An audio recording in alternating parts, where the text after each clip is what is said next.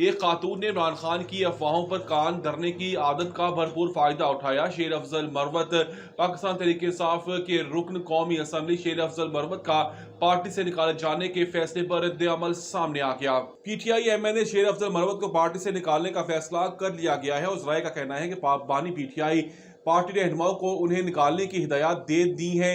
ذرائع کے مطابق پارٹی رہنما جلد شیر افضل مروت کی بنیادی رکنیت ختم کرنے کا نوٹیفیکیشن جاری کریں گے۔ سماجی رابطے کے پلیٹ فارم ایکس پر جاری اپنے بیان میں شیر افضل مروت نے اس معاملے پر اپنا رد عمل دیتے ہوئے کہا ہے کہ مجھے اپنی پارٹی کے لوگوں نے بار بار بدنام کیا اور اگر مجھے پارٹی سے نکالا گیا تو فیصلے کا خیر مقدم کروں گا۔